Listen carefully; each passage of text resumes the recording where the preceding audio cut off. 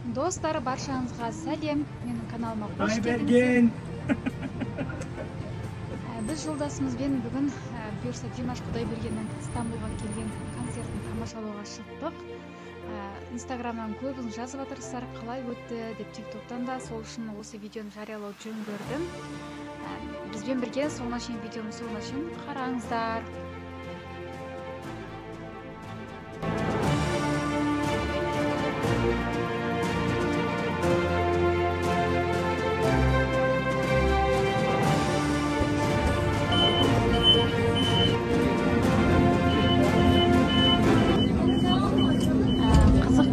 Достар, біз трамвайдан түсіп стадионға бет алған кезде алдымыздан жолдасының нағашы апалары шығып қалды. Кездесіп, олар да осы Димаштың концерттеріне бара жатыр екен, көрісіп арқа-жарқа болдық.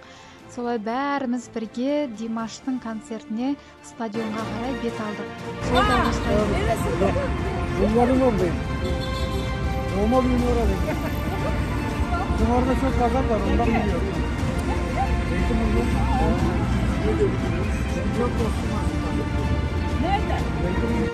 Осылайша біз Димаш Құдайберген атты жазылған мынандай лентаны алып басымызға тағып алдық. Мә, достар, көрген жандар Димаш Құдайберген нағыз фанаты деп ойлайтын шығар. Шын мәнінде мен Димаш Құдайбергеннің ешқандай фанаты емеспін. Нағыз фандарды, жанкүйерлерді мен сол концертте көрдім десем болады. Шын айтсам, Димаштың бұлай атын естіп жүргеннен бұлай бірде-бір әнін жатқа білмейді екенмін. Концертте көрдім оны, қосылып айтатын кезде ешқандай ән айта алған жоқпын. Оның қасында менің жолдасым менен гөрі жағы сүйіп тыңдайды Димаштың әндері. Жалпы жаңағындай өзім шетелде жүргеннен кейін Димаш мысалы әлемді мойындатқан осындай қазақтың біртуар ұлы Стамбулға келіп тұрғанда неге бармасқа деп осылай қолдау білдіріп барған жайымыз бар. Жалпы негізі жанкүйер болу да бір үлкен өнер ғой. Осы жерге келген кезде байқадым, неке әр жаңағы әлемнің 41 елінен Димаштың жанкүйерлері келіпті. Осы жерге бір-бірлеріне тәттілерін таратып, жалпы Димаштың жүзі де сымбатты ғой, былай анимеге ұқсайды, анимедегі принцтарға, ханзадаларға деген сияқты. Сол үшін ба көбісі мына жерде манда стилінде Димаштың суреттері жапсырылған футболкалар сатып жатыр. Иванды да көріп қалдым мына жерде. Жалпы Димаштың концерті Түркия бойынша көлемі жағынан ең үлкен 6-шы орында тұрған осындай Бешикташ футбол командасының стадионында өтті. Бұл стадионға 42.590 кісілік орын, яғни адам сыяды. Осы жерде ең көп жағы Түркиядағы оқып жатқан, тұрып жатқан әр Анкарадан, Қожа елі, сондай Түркияның әр қаласына келген бүкіл студенттердің барлығы келген сияқты. Кезінде бізде сондай студент кезінде Ринго тобына да, Жанар Дугалова да солай Ескішехир қаласына барған болатынмын. Енді осы Стамбул тұрғыны болғандықтан Димаштың концертіне де келіп қалдық. Жалпы концерттің алдында осылай фотоға түсіп алдық. Жалпы мына жерде әлі басталмаған, бірақ 42.000 адам толтыру оңай емес. Бір жағынан уайымдап тұрмын, Димаштың атына абырой болып осы жер толып тұрса екен деп. Димаштың концерті де басталды. Мен қазір авторлық құқыққа YouTube қатты қарайды ғой, сондықтан Димаштың әндерінен концерттің атмосферасын бергім-ақ келеді, бірақ оны бере алмайтын шығарым, өйткені авторлық құқыққа қатты қарайды болғасын YouTube жаңа дауысын өшіріп тастайтын боламын менің видеоның. Дәл осы стадионда кезінде Майкл Джексон, Шакира, тағы басқа көп деген әлем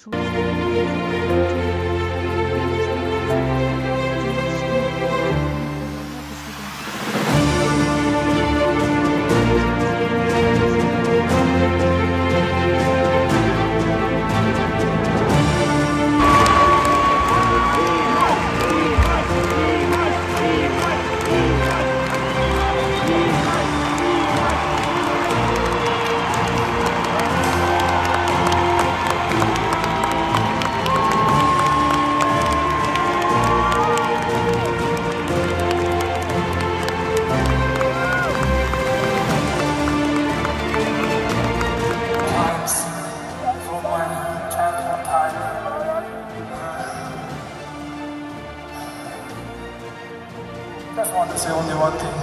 Верно, до конца. Believe yourself. Believe yourself. This concept, of course, happened only because of yours. Without you, without my tears, I have to love you. I have concepts only because of you. A lot of things are support you.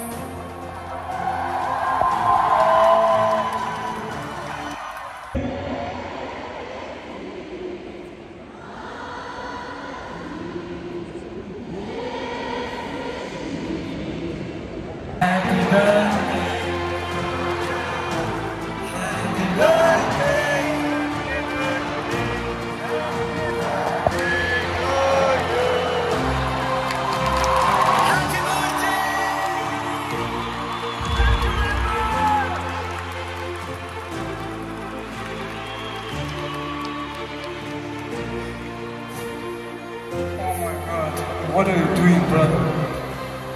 You know, we are so long going to space, and I will be the first DJ which is going to space. Maybe this is my last show before space. That's why I will give this astronaut costume for you for celebrating birthday party. Thank you. Thank you very much. Clap it down!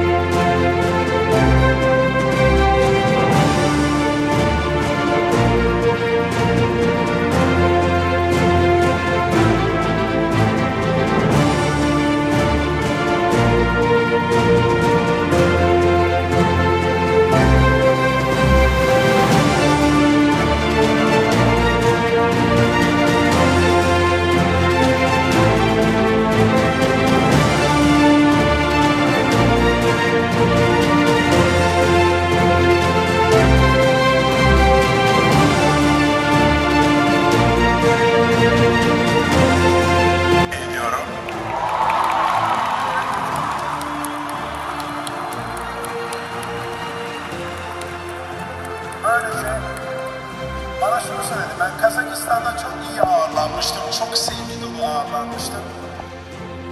Onlar da buraya geldiğinde dediler ki, Haluk abi, evet dedim ki ben herkesin burada abi diyorlar, babalar bile bana abi diyor. Şimdi Dimaş'ın abisi oldum. Buradayken ve dedi ki ne söyleyebiliriz? Dedim ki bizim ortak paydamız nedir? Ortak payda şarkı söyleyebilirdik, çalışabilirdik. Ama bu ortak payda bir türküdür ya, bir türküden bir şey söyleyelim dedik. Belki de, ama bu arada bir şey söyleyeceğim. Hiç çalışmadık. Prova dahi şöyle elimizde... Достар, соған қарамастан ешқандай дайындықсыз айтқанның өзінде түркінің ең қиын халық әнін айтып шықты. Түріктер таң қалып жатыр, өте тамаша жоғары деңгейде айтып шықты деп. Сонымен